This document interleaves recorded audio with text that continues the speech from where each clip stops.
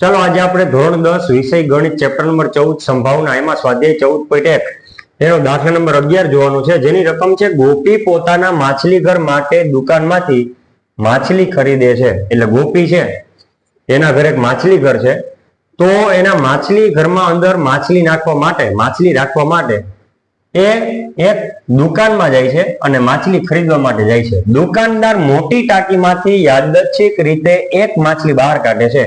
હવે ગોપી દુકાનદાર પાસે જાય છે, એટલે દુકાનદાર પાસે મોટી પેટી છે જેમાં માછલીઓ ભરેલી છે, એમાંથી કોઈ એક માછલી એ બહાર કાઢે છે. આ ટાંકીમાં 5 નર માછલીઓ અને 8 માદા માછલી છે.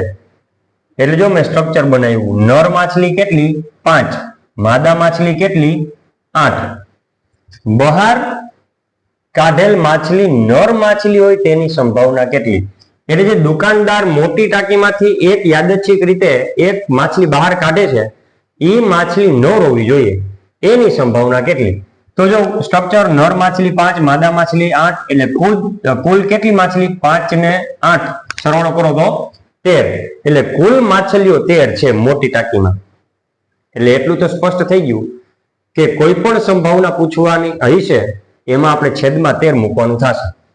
હવે આપણે જે પૂછ્યું એ નર માછલી હોય, ધારો કે બહાર કાઢેલ માછલી નર માછલી હોય તેની ઘટના એ છે. આપણે ઘટના કઈ કીધી એ, તેથી સંભાવના P of A બરાબર છેદમાં તો 8 છે જ.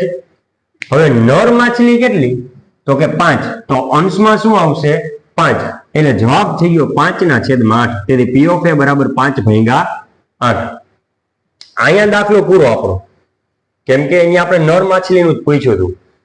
પણ કદાચ એવું પૂછે કે બહાર કાઢેલ માછલી માદા માછલી હોય તેની સંભાવના કેટલી? આપણે એક્સ્ટ્રા તરીકે જોઈએ, એક્સ્ટ્રામાં દાખલો બાકી અહીં પૂરો થઈ ગયો. 5/8 તમારો ફાઇનલ જવાબ. હવે એક્સ્ટ્રામાં શું? તો કે ધારો કે બહાર કાઢેલ માછલી માદા માછલી હોય તેની ઘટના B છે. ઘટના કઈ કહી દીધી? B. આપણે રકમમાં નર નું પૂછ્યું, નર માછલીનું. આપણે એક્સ્ટ્રા તરીકે માદા માછલી કીધું હોત તો શું જવાબ આવત એ આપણે જોઈ લઈએ. તેથી સંભાવના P of B બરાબર છેદમાં તો 13 આવે જ, કેમ કે કુલ માછલીઓ 13 છે.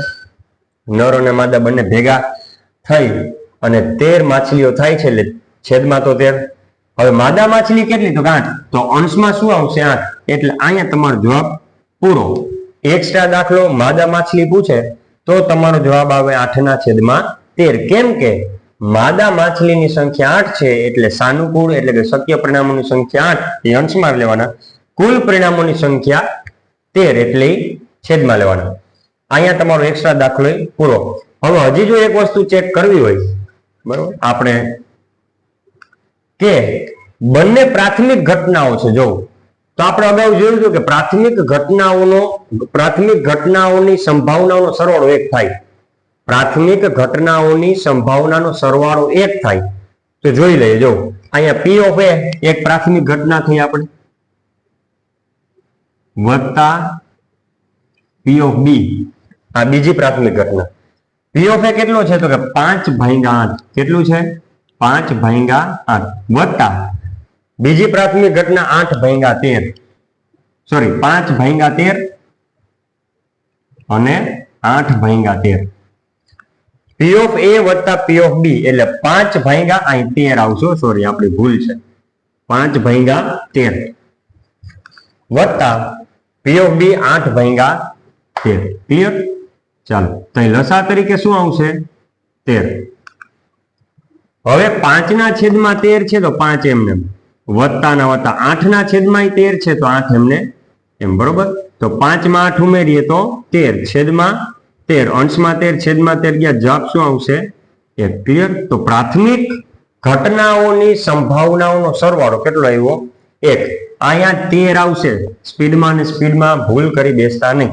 એટલે 5 ના છેદમાં 13 અને 8 ના છેદમાં 13 એ બંને પ્રાથમિક ઘટનાઓનો સરવાળો કર્યો, જવાબ આવશે 1.